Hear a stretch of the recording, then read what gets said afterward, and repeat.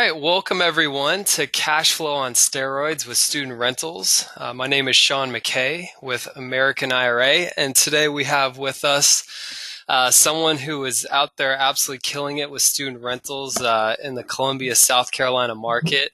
Will Gaston. Will, thanks so much for joining us. Sean, thanks for having me. I appreciate it. Absolutely. Yeah, I've gotten to know Will over the last few years. I consider him a buddy of mine now, and it's certainly inspiring to see what can be done when people are focused on a particular strategy. So I thought this would be a massive value add for our client base to have someone talk about this kind of interesting niche of student rentals, and certainly it seems like it's most accomplishable in larger university towns. So we have a lot of clients, especially in the Carolinas, that are close to those sorts of cities. So I think it's really something interesting to unpack today. So what we'll do today, the agenda is essentially we'll spend the first 10 minutes, we'll call it, on the self-directed concept. There's certainly a lot of non-clients on the call today. And then I'll turn it over for the main event, and Will can kind of educate us on some of the fundamentals of the student rental concept.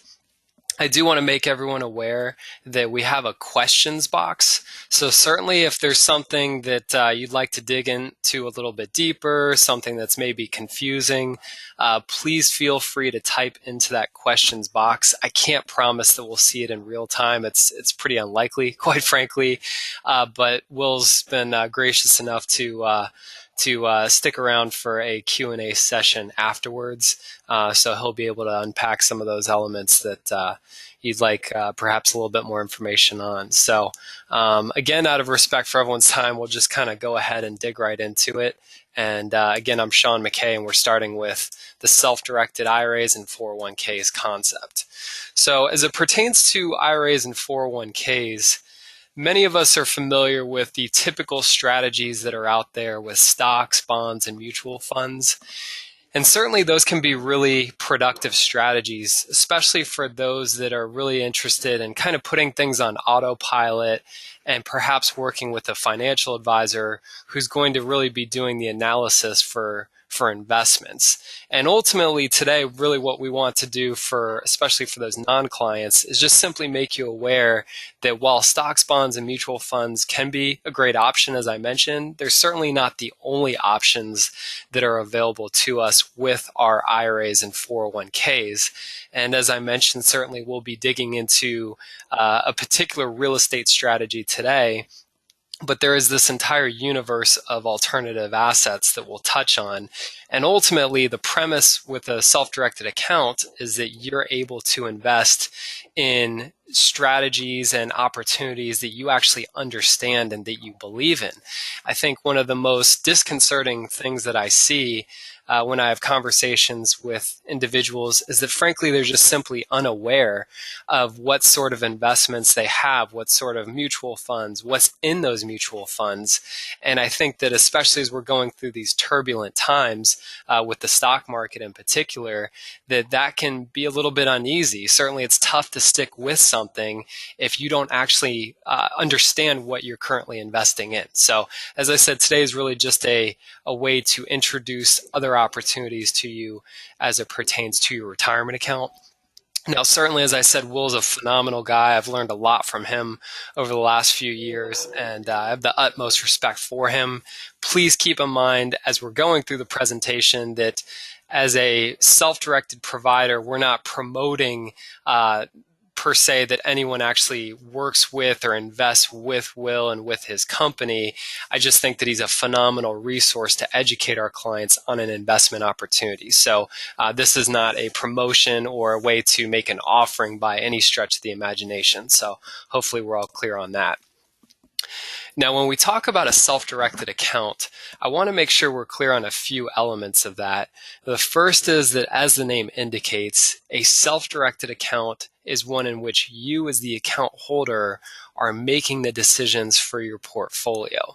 So this is different than, again, your advisor maybe picking the different stocks and mutual funds for your portfolio. You are actually the driver of the decision making as to whether your IRA or 401k is going to purchase an asset or sell an asset. So it is truly self-directed in that way. Now, when we talk about a completely self-directed account, I do want to be clear that you certainly can do stocks, bonds, and mutual funds with us at American IRA. But quite frankly, if that's your sole interest with your retirement account investing, we're not the best option for you as it pertains to those securities. Really where we shine is allowing clients to invest in alternative assets. So that can be direct ownership of real estate, as we'll discuss today. It can be lending, depending upon the state you live in, holding a mortgage or a deed of trust inside of your retirement account, and also investing in privately held companies. So maybe it's a startup business, or maybe it's an existing business that's looking to go to the next level, and they're raising capital to do that. And also precious metals such as gold and silver are some of the more typical investments we see, but that's by no means a complete list of the options available with your retirement account. Now, at American IRA, we're considered the third-party administrator for your retirement account. And really what that means is that we do the record keeping for the assets that we administer. So anytime you have a financial services relationship, whether it's American IRA, Bank of America, Wells Fargo, fill in the blank, Vanguard, they are also the administrator for the accounts. They're keeping the records, and for the IRAs, they're doing the reporting to the IRS for what's transpired each year. So that's the role that we fill. Now, as I mentioned, we're in this interesting niche of financial services in that we're not competing directly with those typical large firms such as the Bank of Americas and the Wells Fargos for securities types products. We're mostly dealing in these alternative assets. And frankly, we're able to exist because they're unwilling to deal with the paperwork associated with making these sorts of investments. So it allows us to be in business and provide service to assets that they're not really interested in dealing with, quite frankly. Now, as I said, I'll keep this really brief, but certainly if you are currently a self-directed investor or you're considering working with a self-directed provider, certainly any representative for a company is going to feel as though they're the best option for you. I would definitely encourage you to have a conversation with myself or our team after this so that you have an understanding of kind of our level of knowledge as it pertains to these investments. And also the fees that we charge is really in the self-directed space incredibly low. So we do everything we can to make sure that we're a viable provider that's as cost effective as possible, just as the Schwabs and the Vanguards are doing with stocks and mutual funds. We're doing that same thing with our service as well. Typically in our industry, as your account grows, so does your annual fee. Our model has been that since we're not advising you and picking investments for your portfolio, it's actually unfair for us to be able to charge you a higher annual fee as you're doing a great job of growing your account balance. So we have a set annual fee, which is, as I said, very rare in the self-directed space. Now, as you look at the accounts that can be self-directed, essentially it's important to keep in mind that any type of IRA can be self-directed. So it can go to a firm like American IRA. So whether it's a traditional or a rollover IRA, a Roth, a SEP, a simple, all of those accounts can always be moved to any provider that you deem appropriate. There's also situations where if you have a 401k or a employer-sponsored plan, such as a thrift savings plan or a 403b, once you're no longer employed with that company, you're able to move those funds and move that account to another financial services provider, again, such as American IRA. Now, as I said, typically it's going to need to be when you're no longer employed with that company. So if you have a 401k with your current employer, certainly ask someone in the human resources department, but most of the time you're unable to move that account until you're no longer employed there. There's also accounts such as Coverdale educational accounts, health savings accounts, and inherited IRAs. So inherited retirement accounts, typically the original account holder passes away and they've named beneficiaries to essentially have all or a portion of that retirement account when they pass. And so those beneficiaries certainly have some decisions to make. They can cash out the entire account, or they can decide to grow those funds inside the retirement account and get that maximum compounding that we're all aware of with finance. And so that allows you to be able to grow the account much more quickly. And so your inherited IRA could also be self-directed with us as well. Now, as you look at the options available, again, this is not a complete list by any stretch. The way the IRS code is written is it tells us what we cannot invest in with our IRAs and 401ks. So we cannot purchase collectibles or life insurance policies. That's really the list.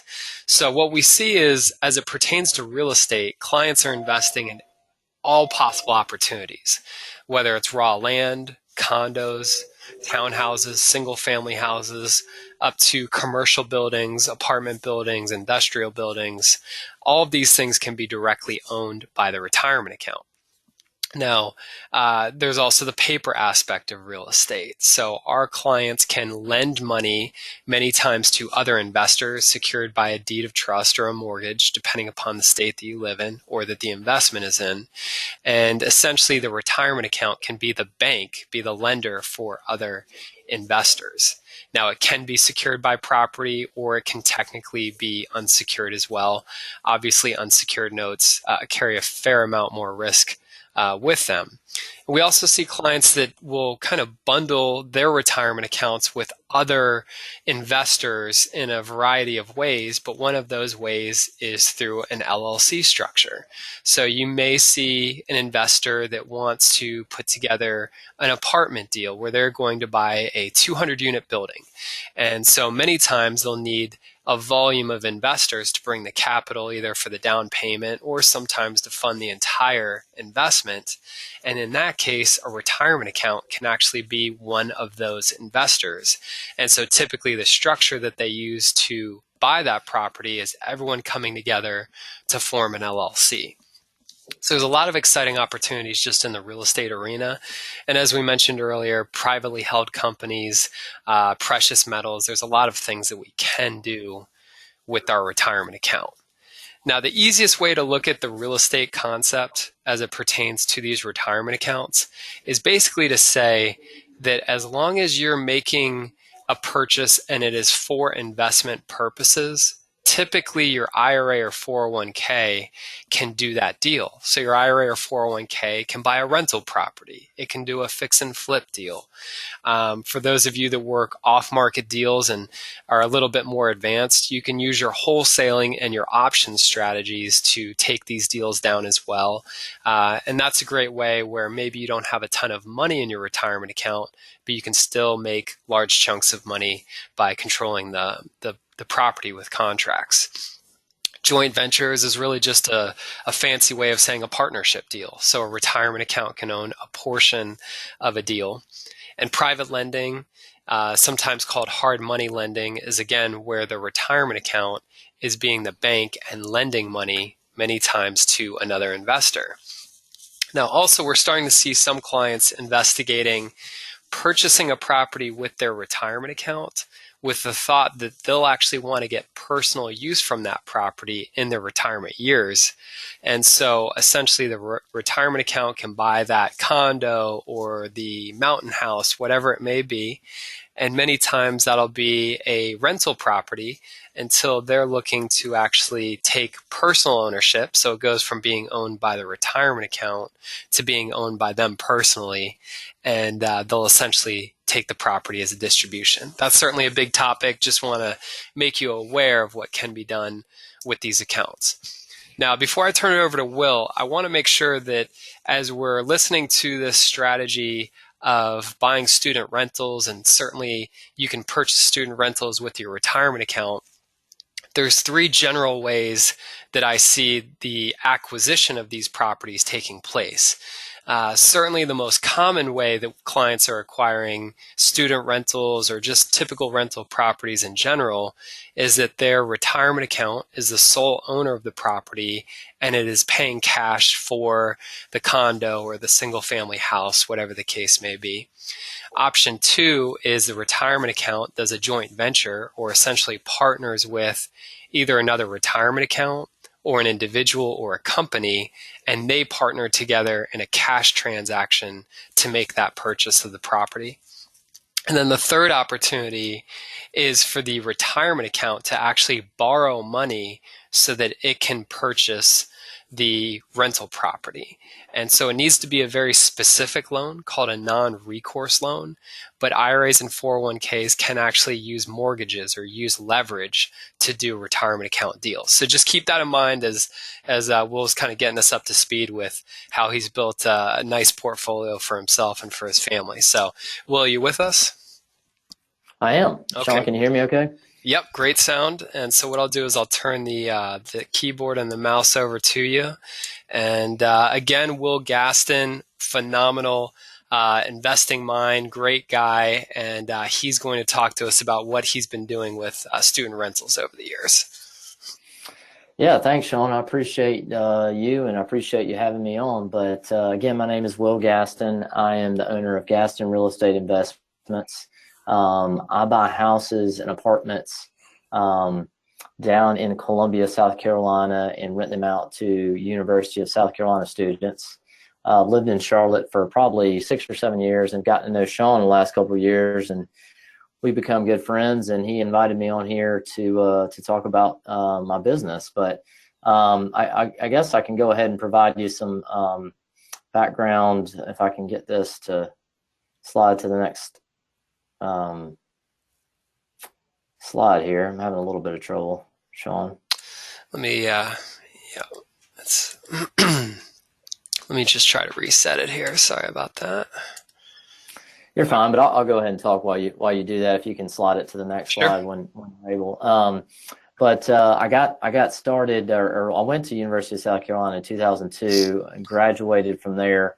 Went straight to University of Alabama to get my MBA, and moved back to Columbia and bought my first house, my primary residence, in 2005.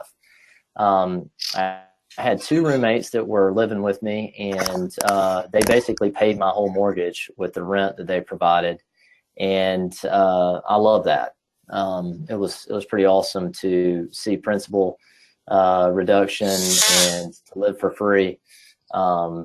So wanted to replicate that, wanted to buy another rental. So that was back again in 2005 when the market was really hot and you could buy, you can get mortgages and loans very, very easily. So I went and borrowed about $5,000 from my dad and bought a single family house about a half a mile away from where I lived, and paid full price for it, and ended up renting it out to some students who had lived beside me at the time.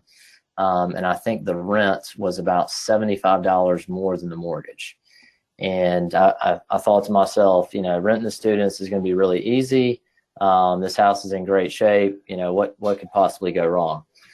So fast forward 13 years later, I realized that quite a bit could go wrong, and a lot of bad things could happen. But anyway, I fought through that, and currently I own 51 units. Actually, I bought a house yesterday, so 52 units, and have a current tenant base of just over 130 college students. Our rents every month are just below $90,000, so we'll have over $1 million total in gross rents for this year. And the reason that I think you can learn something from me about this niche specifically is because I've rented to just over 1,000 students in the last 13 years. So I've definitely seen a lot. I will never ever say that I've seen everything, because with students there's always something unique happening. So But what I really want to talk about, Sean, if you could slide over to the next slide for me, are really the pros and cons of the student rental business. It's been my experience. There are some fantastic aspects of it, and there's some really difficult things to deal with, but there's not a lot of gray area. So I've got a list of my 4 main pros and then my 5 main cons in dealing with this, and I'll go ahead and get started with the next one. So the number one pro for renting to students, for myself or for anybody else, has got to be cash flow. I have, in my estimation, in my market in Columbia, I think I can rent a house or an apartment to students for somewhere between 20 and 100% more than I could rent it to non-students. So just to give you an example of some specific examples of property that I have, I've got a $60,000 house, a single family house that rents for $1,800 a month. I've got a $145,000 duplex lease for $4,050 a month. I bought a duplex in 2015 for $97,000 and just put over $80,000 into it, and I'm currently renting that for $5,000 a month. And the best deal I ever got was in 2012. I bought a $78,000 duplex and put $12,000 into that, and I'm currently renting that for $3,500 a month. So I want everybody to stop and picture a $90,000 property. So maybe you have lived in one, maybe you have rented out one, maybe you are maybe you grew up in one, but imagine renting that for $3,500 a month. The tenants that are living there now are on their 2nd year, so we haven't had to turn over the property, and they will have paid me $84,000 on a $90,000 investment in just 2 years. So keep the cash flow in mind as I go over the cons later on in the webinar. My pro number 2 would definitely be the credit worthiness of students. I have only had 4 college students out of 1,000 plus that have not paid their lease in full, and 3 of those 4 came from one house. And I would argue that if I had managed that situation better, I could have gotten those guys to pay the rest of their lease. So we're talking just under $3,500 that has gone unpaid out of $5 million plus in leases. I cannot say enough about the likelihood that students are going to pay. And I've asked myself many times, why is it that students pay their rent? And the first reason, this is probably specific to my business, is that I require all tenants at a property to be on one lease. So if 3 people are living in a house together, or 5 are living in a duplex together, everybody on that lease is responsible jointly and severally for the entire amount of the lease. So there's some sort of peer pressure, with your friends, if you're living with a group of friends, that everybody's on the hook for this, so everybody needs to pay. The second reason I think students pay their rent in full is because they really want to be in college. Most of them love being there, and their parents love them, want them to be there. So they have the desire to be at the house or the apartment. And the third reason is they have the ability to pay. With student loans being ever present and available, and also a lot of my tenants have parents that do really well. Between student loans and parents, they have the ability to make sure that the rent is paid every month. So between those 3 things, you've got an extremely high likelihood that they're going to pay their lease. So the third thing would be rent increases. So this is also unique to student rentals. It is much, much easier to raise rent on students than it is non-students. And again, I require that all of my tenants sign one lease, and that everybody is responsible for the rent. So I don't accept individual payments, but they of course split the rent up. So I let them decide on how they want to rent it up, to split it up. But if the rent is $3,000 and there are 5 roommates, generally speaking, they split it up evenly and pay $600 each. Well, if I raise the rent $100 the following year, you've got 5 different sources that are paying that $100 increase. So it's only $20 a person. If you try to do that to a family, when there's maybe 1 or 2 at the most sources of income for that property, then it's not going to work out very well for you. But $20 a person or $15 a person every single year is usually not that big of a deal. So it makes it much, much easier to raise the rent. And then the fourth item would be the consistency of the tenant base. This is more of a macroeconomic reason as to why renting to students is great. But I had a friend remind me of this actually earlier this year about how great it is that students are there every single year. University of South Carolina, or really any other college, especially a big state university, is highly unlikely to close or move like a military base or a company. There are just over, if you include grad students, 30,000 students in Columbia looking for housing every single year.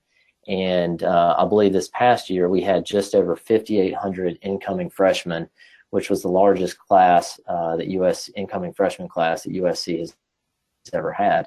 So you have this growth trajectory by the university, and then you have this stable group of tenants or potential tenants looking for housing every single year, which makes it really easy to make sure that the properties are rented. And then along with the consistency, or ease of dealing with the university and students is the academic calendar. So you can go online and look at the academic calendar for the school in your market, and you can schedule or try to figure out a schedule for when you want to start leases and when you want to end leases. And if you want to do some major repairs, you can schedule those over Christmas break or spring break, or over the summer if tenants aren't going to be there. So there's a lot to be said for the actual makeup of the tenant from that standpoint. So just to recap the pros, the financial model is fantastic. You have got a tenant that is going to pay a lot of rent, a tenant that is going to pay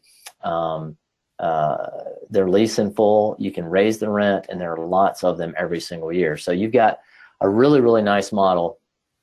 And just like any business that has a fantastic aspect of it or a portion of it, you're going to have some management headaches and some downsides. So now I'm going to talk about the cons of the business. So this is a little bit surprising to people.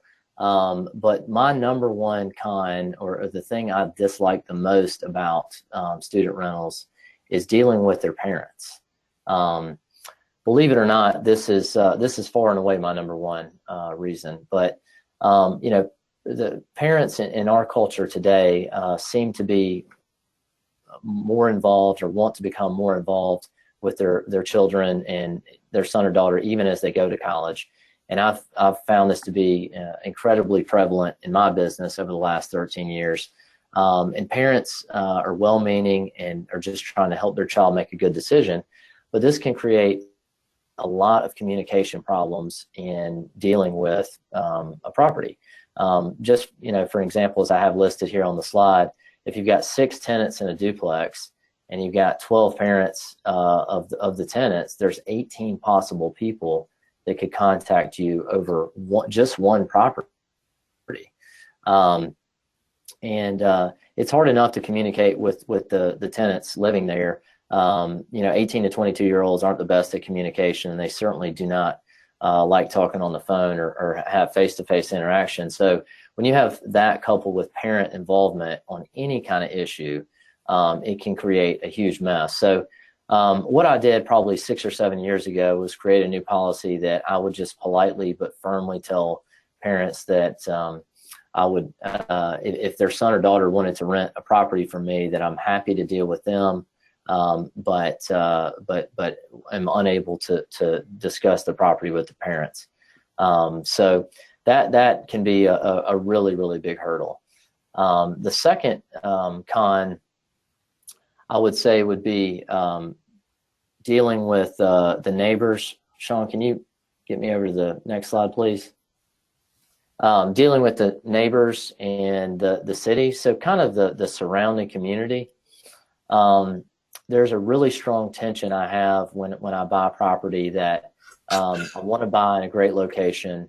I want to buy in an area that's going to appreciate and do really well, because it's my investment. But also, you know, college students, just like everybody, want to live in a nice area. But I have to visually picture what it's going to be like when I put college students in a house or college students in a duplex, and ask myself, what is it going to be like when students are here, and what are the neighbors? What do I think the neighbors are going to be like once they get in? The average expectation of a neighbor in the neighborhoods that I buy in Columbia, the expectation is that, you know, college kids should not park in the front yard. College kids should not throw beer cans in the yard. College kids should not have late night parties. And I agree with that. I don't think that's acceptable behavior in any neighborhood. However, I find it difficult to reconcile the fact that a lot of my properties are, you know, as close as, you know, 1 to 2 blocks from 25 to 30 bars, and as close as, you know, 5 to 7 blocks of a major university where student activities are going on at all times. So one of the things that we've tried to do to reconcile that expectation from neighbors, and also the difficulty of controlling student behavior, is to have fines in our lease, ranging anywhere from, you know, $100 all the way up to $1,000 if we have to deal with you know, some huge issue, and that can combat a lot of the problems. But at the end of the day, I'm not at the property at 3 or 4 o'clock in the morning when some of these decisions are made. So neighbors can be, in that kind of surrounding community, can be difficult. But also just dealing with the city of Columbia. They have become increasingly more difficult in the last really 2 to 3 years in their stance and burden level in renting to students, and can just kind of overall bureaucracy. So, but I will say this, that everybody needs to be held accountable, and I'm certainly not exempt from that. And I think it is healthy to have some pushback from neighbors and some pushback from the city. But I think that the level that it's gotten to as of today is probably over the top. So we've already discussed parents, neighbors, in the city, and we haven't even gotten to the students themselves yet. So that would be con number 3. The irresponsibility of the tenant. That's con number 3 for me. The age range of 18 to 22-year-olds is really unique. I remember that age for myself vividly, and it's this age where, you know, they think that they're responsible and mature, but typically don't act like it, and do not like to be held accountable when asked to do so. And, you know, I've read a lot, you know, I've spent so much time with students and dealing with them. I've read a lot of research about that age range, and have found some studies that say that, you know, the brain is not fully developed until you know, you're 24 or 25, and so you're going to get a lot of emotional behavior from that age. And you know, we get lied to a lot. Again, we have lots and lots of property damage. The stories that you hear are fairly true. Maybe not as bad as people say, but when you ask a kid, why is there a hole in the wall or why is there a broken window, you're going to get a lot of, I don't know how that happened, or it was that way when I got home, or asked my roommate, kind of the standard lies that a state trooper gets when he pulls people over. We get the same thing, day after day. And the stat I always cite is that we've had well over 100 broken windows in the last decade, and we've had less than 5 that have actually admitted to breaking it. Actually, I take that back. We had a house just earlier this week that admitted to that they broke a window.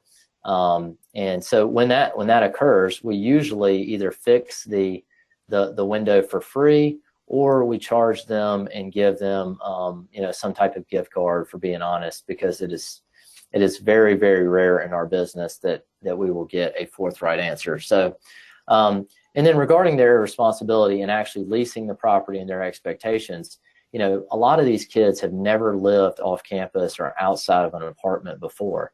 And so I think it's my job and my team's job to set the expectations for them. So the expectations from them can be all over the place.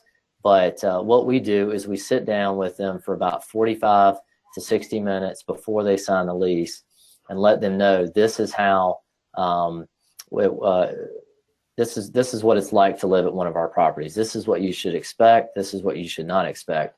And that helps out quite a bit to set that tone from the beginning. But, no matter what you have them sign, no matter what you tell them, if they don't like something, you're going to get probably an emotional response on that. So my con number 4 would be lawsuit threats. So one of the things that has been frustrating to deal with is someone who, although far from perfect, I try to make a good faith effort to have a good experience for myself, for the neighbors, and for the tenants that live at our properties. Is we get threatened often.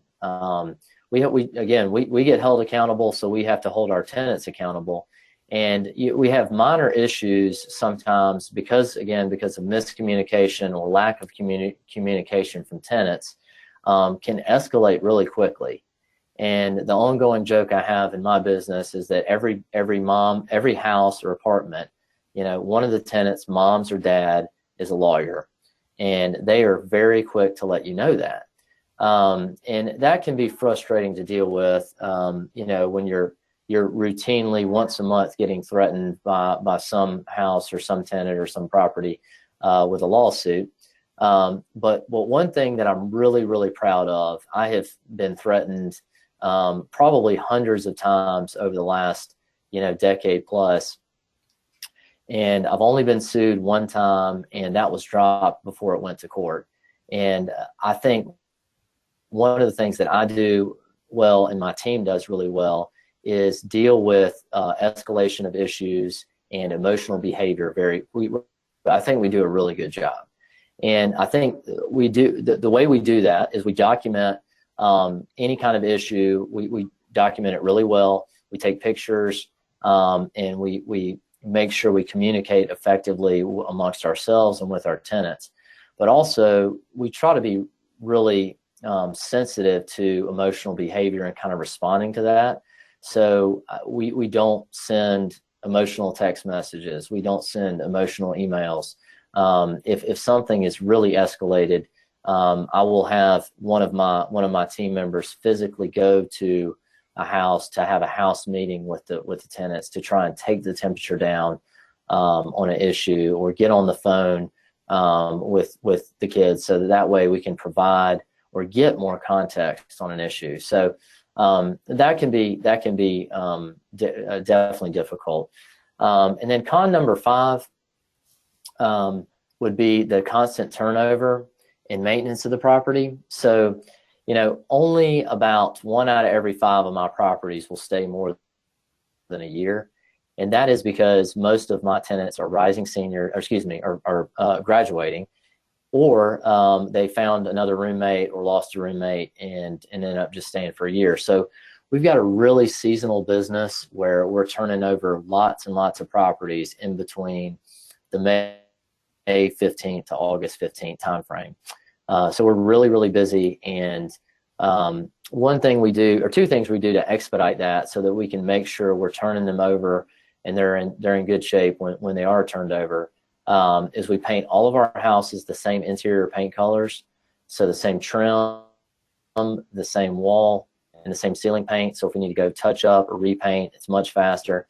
But we also try to do exterior projects, like if we're replacing a roof, exterior painting, deck, big landscaping jobs, tree removal, things like that. We try to do that outside of the summertime, and we do that for two reasons. One, so we don't have to spend time doing it during the summer, but number two is that we can be at the property. I actually like to have people at my properties a lot, so that the tenants know that we're paying attention and know that we're trying to take care of the property and we're trying to improve it. And then, as far as that goes, I've had a full-time handyman with probably, a third to a half the number of units I have now.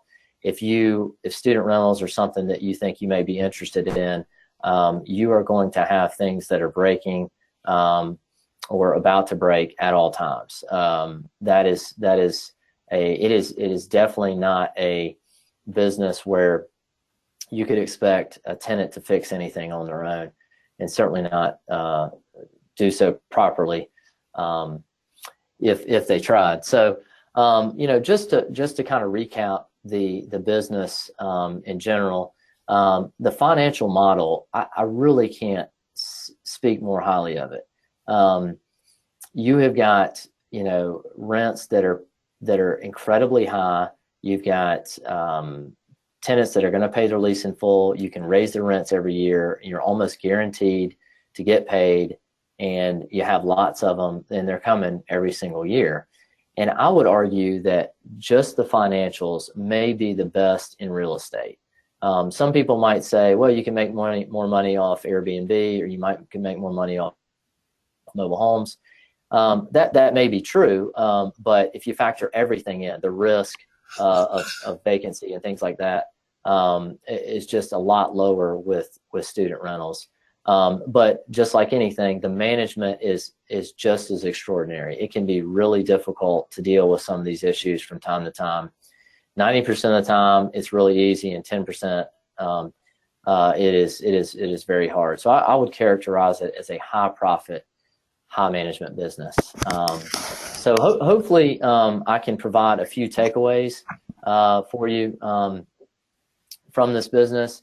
My first one is that, Sean, if you can go to the next slide for me, is to find a niche and stick with it. I certainly didn't plan on doing student rentals for as long as I have.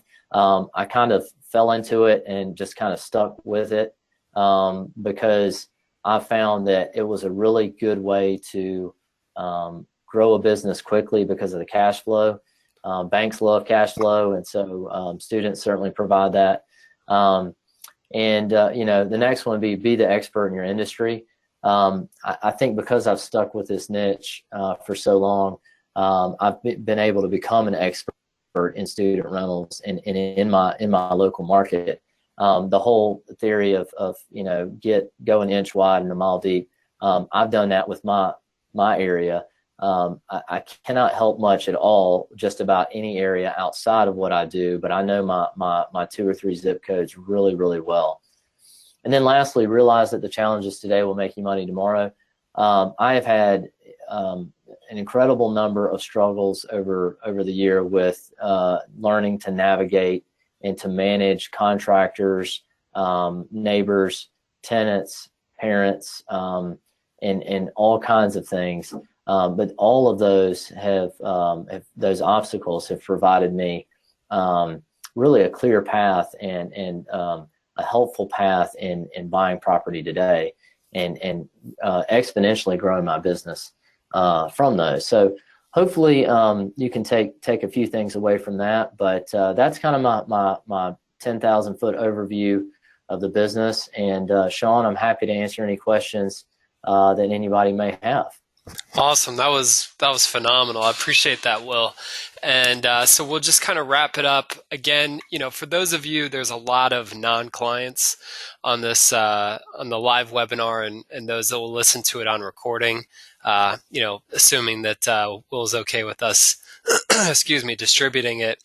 Absolutely. Perfect. I just want to make sure that we're all kind of clear that certainly, as with anything in life, you want to make sure that you're going through the proper procedures to accomplish anything. And so if you're looking to take advantage of using your retirement accounts to frankly get involved in any type of real estate transactions, you want to make sure that you kind of follow the fundamentals. And that being, before you do anything, making sure that you first establish and ideally at least partially fund your account so that as you're writing up that offer to purchase, you can have the proper verbiage for your retirement account being the buyer and also have that earnest money or due diligence money, depending upon where you live. And then ultimately, you're then going to be selecting the single family house, the apartment building, whatever it may be for your portfolio, and working with American IRA for the paperwork for that acquisition so that ultimately your retirement account actually owns that student rental or, whatever your specific interest or strategy may be. So, again, Will is certainly an expert on the student rentals and, really appreciate him sharing that with us and giving us some of those fundamentals. For those of you who came in a bit late, we do have a questions box, so certainly feel free to type into the questions box. We've seen a number of those come through already, so that'll be great. Again, I'm Sean McKay with American IRA. Email is sean@americanira.com. The Charlotte number is 704-633 8155, and we also have our headquarters in Asheville, North Carolina. Apologize, I didn't put that up there, but that is 828-257-4949, and we do have a few sales team members over there. And again, Will Gaston with Gaston Real Estate Investments. You can reach him via email at willgaston.rei@gmail.com. And also, he's pretty active on Bigger Pockets, username wgaston14. Will, I'm going to assume that probably all these are going to be for you. So if you're up for it, we'll just dig in here. Yeah, absolutely. Perfect. Okay, so the first question actually does revolve around the self-directed concept. I have a 529 for my kid. Can I convert that to a Coverdale? Unfortunately, most CPAs will tell you that that is not something that can be converted. They're kind of different structured products for ultimately the same concept of investing monies via accounts for your children's qualified educational expenses. You may want to discuss with your CPA the ability to kind of transition to a Coverdale to see if that makes sense for you and for your family situation. So thanks for that. But yeah, short answer is that's not typically going to be convertible from a 529 to a Coverdale. So the next one is, Will, do you have a parent cosign? I do not. So this is a question I get often, and I am probably the only student landlord that will ever tell you they do not do that. And the reason I don't do that is I noticed, this was probably 6 or 7 years ago, but I noticed that students were always paying their rent. And again, as I mentioned in my list of cons, the parents are incredibly difficult to deal with. Not all the time, but the ones that are really difficult to, take a lot of energy. And so I asked myself, what are the pros and cons of this decision? And I tried it without parents, and have not seen any drop off on rent payments at all. And so I asked myself, why do I want to involve an additional, person to the lease or even a cosigner if it's unnecessary. So to answer that question, I do not.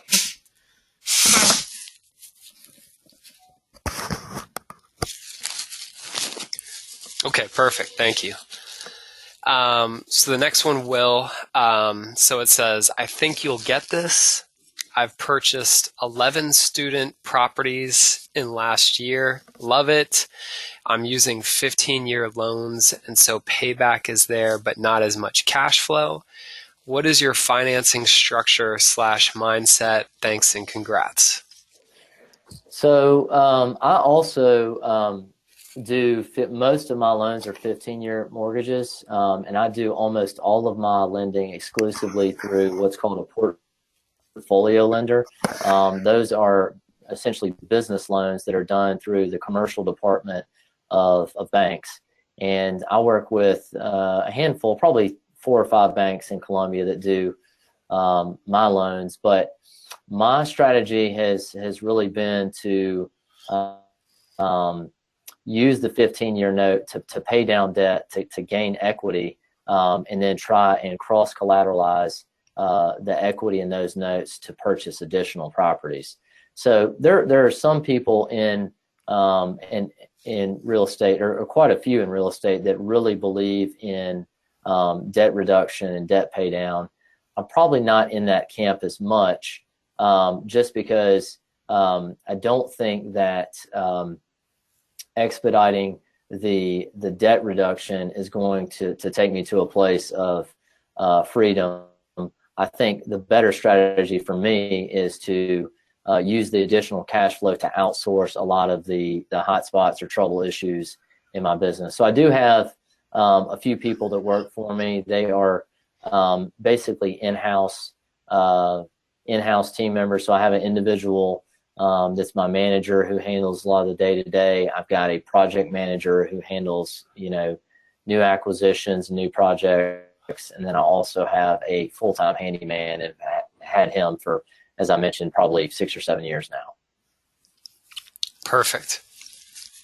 All right, Will, so how far from school can the property be to be a candidate for student rental? So I would recommend this. The one thing that I think I'm really good at, I'm very poor at a lot of things in my business, but the one thing that I think I'm really good at is understanding the student mindset. I started buying property when I was 25, so I wasn't too far off from the age of the students that first rented from me. But I would recommend buying it as close to something fun as possible. So, for example, I market all of my properties in a way that shows the distance to either one of two things, and that's all of the bars. So the bar area in Columbia is called 5 Points, and there's 25 to 30 bars that are just outside of the campus, I guess, boundary. And then I also market my properties in proximity to the distance of the football stadium. So most of my properties are very close, within 10 to 12 blocks of all of the bars, or within 5 to 8 blocks of the football stadium. I do have a few outliers, but in general, I feel like your highest and best chance of success in this business is to get as close to something fun as possible, and that's usually football and bars at most schools, basketball at some others. And the reason is this: is parents, want them to be near the school, and sometimes those go in conjunction. The stadiums and the bars are either right beside or within the school, but parents want them to be close to campus so they'll go to class. But kids want to have fun. That's really their main motivator in college, or at least the kids that I rent to. So I would recommend trying to buy something as close to things that college kids are doing socially. Beautiful. Awesome. Next question is, how about renting to graduate students, likely more responsible and less parents' involvement? Great question. So grad students, The problem with them is I don't know how many on this call went to grad school, but when I was in grad school, I didn't have any money at all. I think I had more money when I was an undergrad, maybe because I had a job or my parents gave it to me. I'm not sure which, but I have found that grad students in general are very, very price sensitive, and because they're starting to see that they're going to be responsible for these student loan payments, or maybe they're actually paying their own rent, whereas undergrad students are typically not mentally there yet. They just look at it as something that is far off, down the road, that they're going to have to pay for and not worried about it today, or their parents are paying for it. So I know several landlords and good friends that rent to grad students and won't rent to undergrads, and the rents they get are usually somewhere in the 60 to 80% range of what I can get. And you can have problems with grad students, not nearly as bad as undergrad, but to me, if you multiply, 30 to 40% of rent for one unit times 50 units, it's lots and lots of money. So I've opted to go the undergrad route. Yeah, makes sense. You mentioned the same paint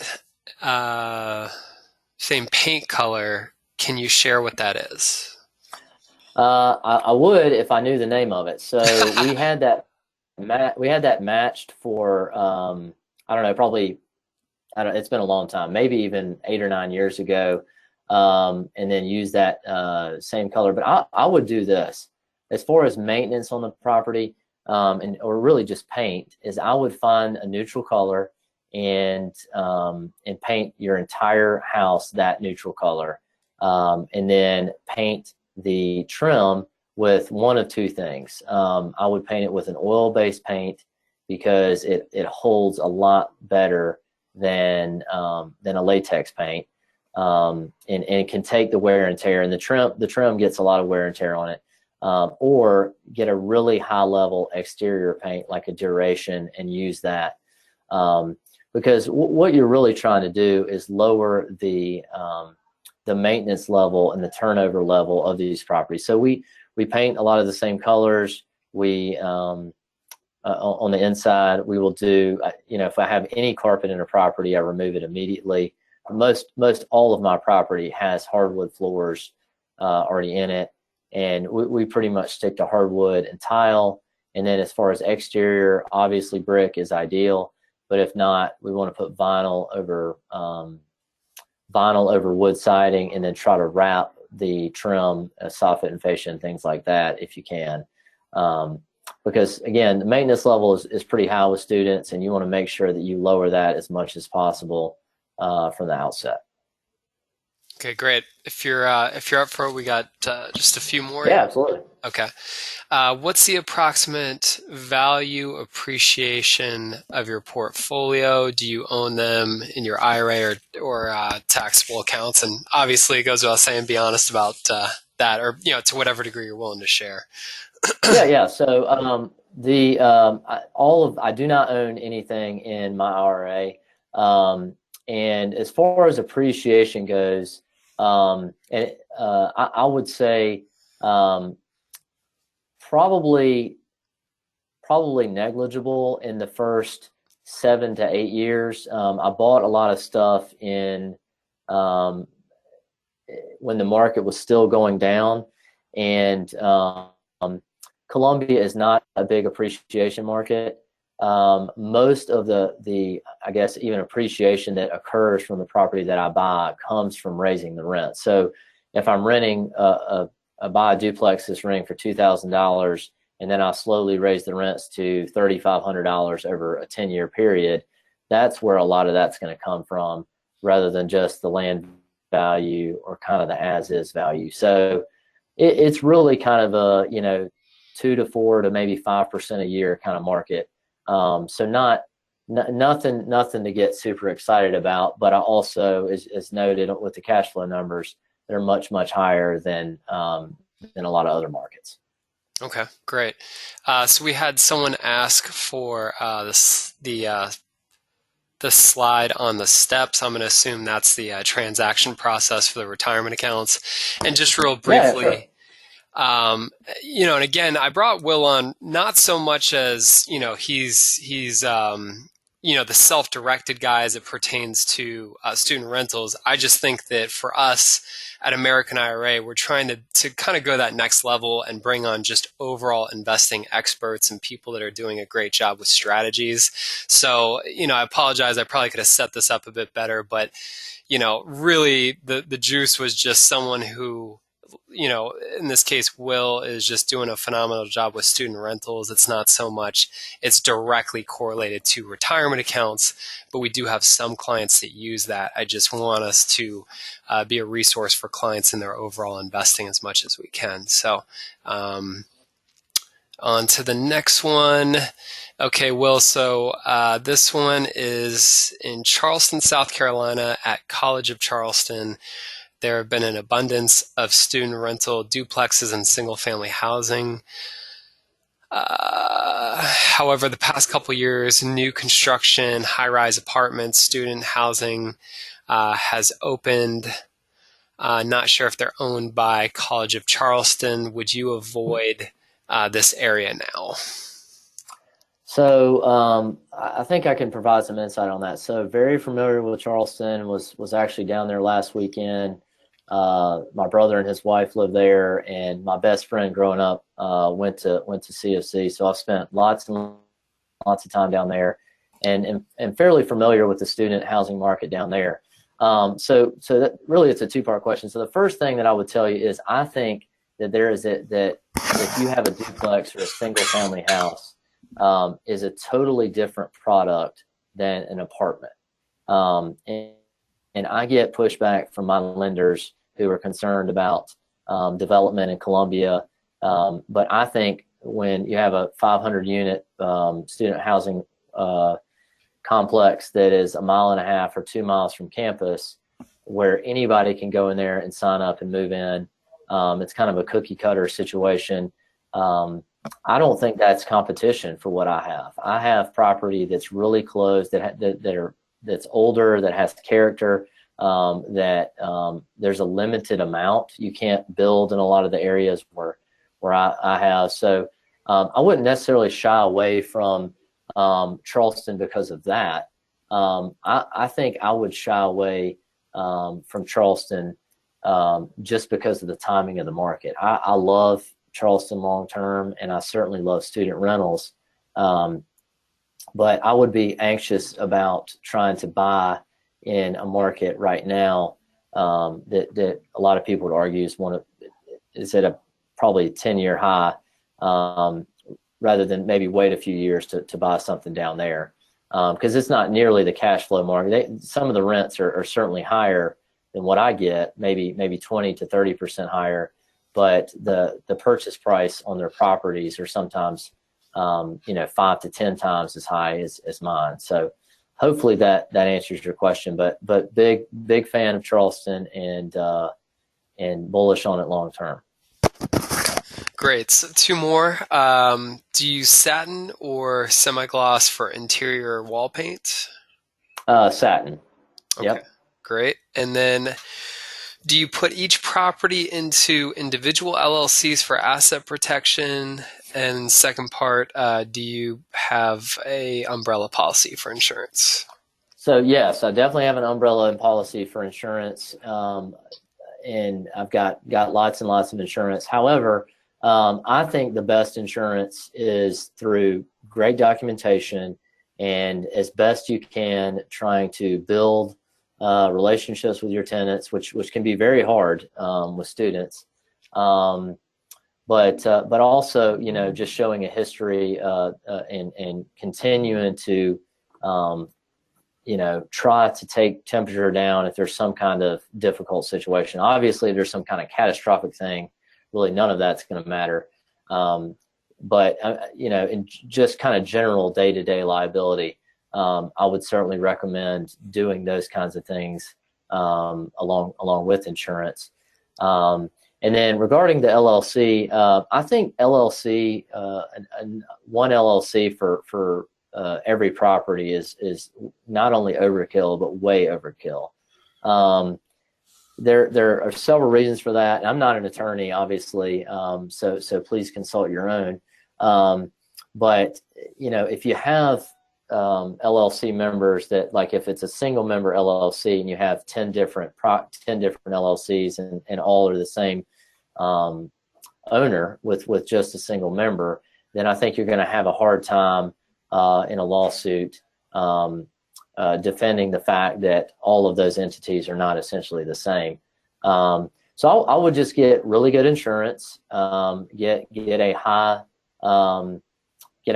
amount, maybe $2 or $3 million, which is not super expensive, believe it or not, and document well, and I think you'll be fine. So that's not something that I worry much about at all, really. Beautiful. Well, Will, I really appreciate it. Thanks so much. This is not a topic that we've been able to dig into, and obviously we had a ton of registrants for it. So really appreciate your time and sharing your expertise on this. This was really great stuff. Oh, no problem, Sean. I appreciate you, and thanks for having me. And I really like what you guys do over at American IRA, and I'm happy to help anytime I can. Awesome. Well, thank you all so much for joining us for this webinar. If you're listening to it live, I know it's for many of you in the middle of a workday, so thank you for that. And if you're listening to it on a recording, obviously the contact information is at the bottom. And hopefully we'll see you at another educational opportunity in the future. And I hope everyone has a great day. Thanks so much.